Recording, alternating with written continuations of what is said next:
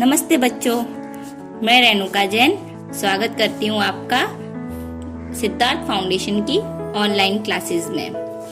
आज हम हिंदी व्याकरण के पहले चैप्टर संज्ञा के दूसरे प्रकार जातिवाचक संज्ञा के बारे में विस्तार से या डिटेल में पढ़ेंगे।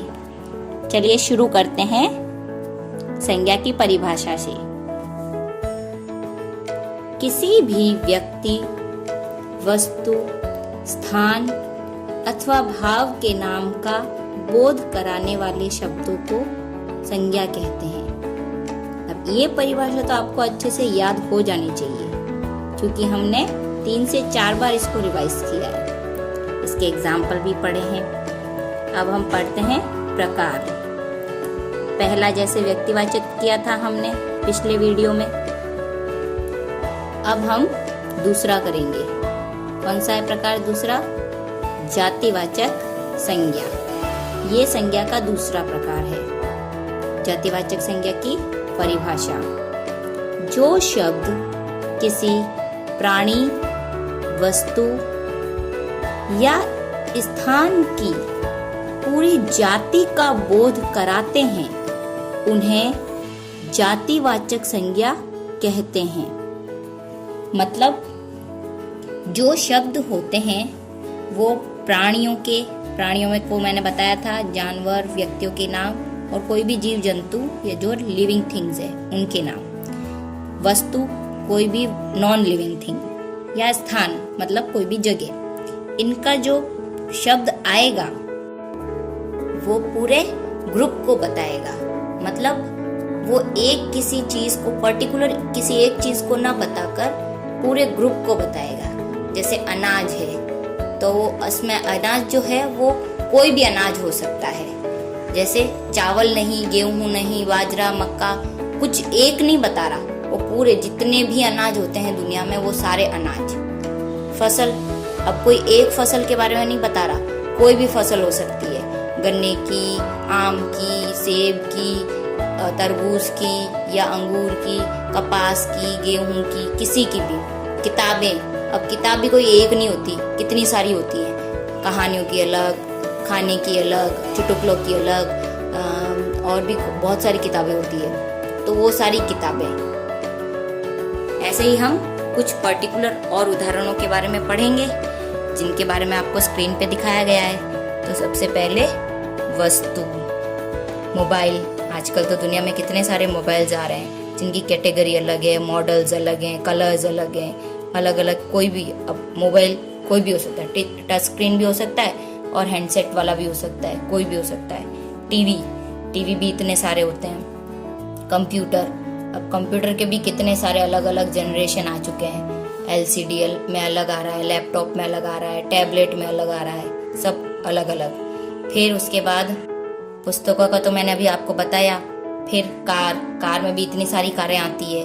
ट्रक में भी मिनी ट्रक, लोडिंग ट्रक होती है। उससे भी बड़ी वाली जो ट्रक्स होती हैं वो भी हो सकती हैं, तो कोई भी ट्रक हो सकती है।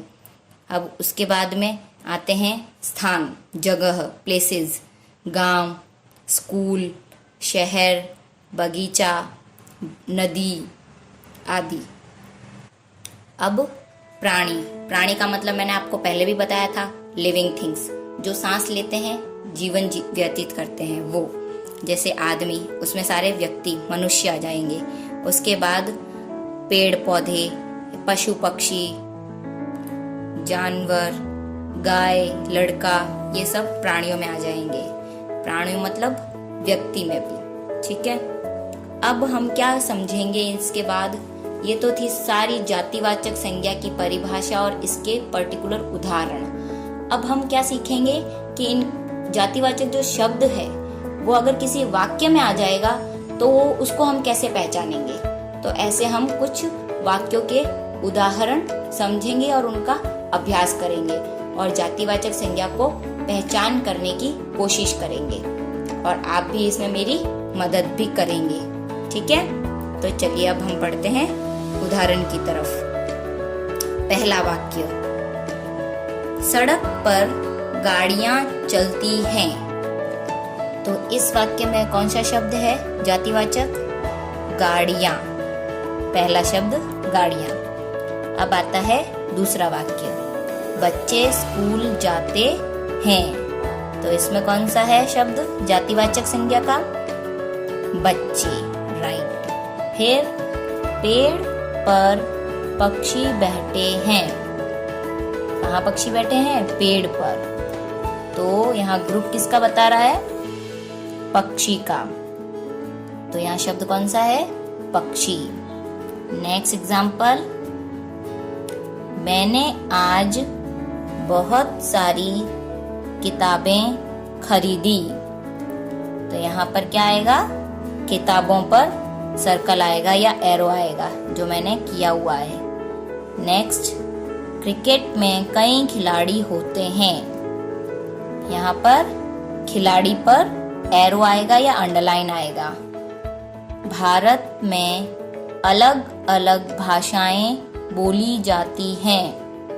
तो यहाँ पर भारत तो जगह एक है, तो वो तो हो गया व्यक्तिवाचक संज्ञा, और भाषाएं जो है वो बहुत सारी बोली जाती हैं, तो ये आ जाएगा जातिवाचक संज्ञा में, क्योंकि एक भाषा है नहीं, बहुत सारी भाषाएं हैं। नेक्स्ट एग्जाम्पल, गायें घास खा रही हैं। तो यहाँ पर गाय क्या है? एक ग्रुप है, तो यहाँ पर एरो आ जाएगा गायों पर।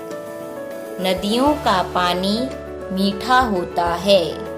तो किसका पानी मीठा होता है? नदियों का। तो यहाँ पर कौन सा शब्द आएगा? नदियों पर अंडरलाइन आएगा या सर्कल आएगा, तो हमें पता चल जाएगा कि ये जातिवाचक संज्ञा है। तो ये सारे थे एग्जाम्पल, हमने सारे क्लियर कर लिए। ऐसे ही हम और भी एग्जाम्पल क्लियर करेंगे, लेकिन वर्कशीट में, होमवर्क में। तो जो आपके पास आएगा तो उसमें आप सब कुछ अपना डाउट क्लियर कर लेना। फिर भी अगर नहीं समझ में आएगा तो आप मुझे वापस बता सकते हैं, ठीक है?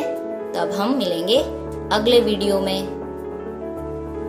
Okay, bye, thank you.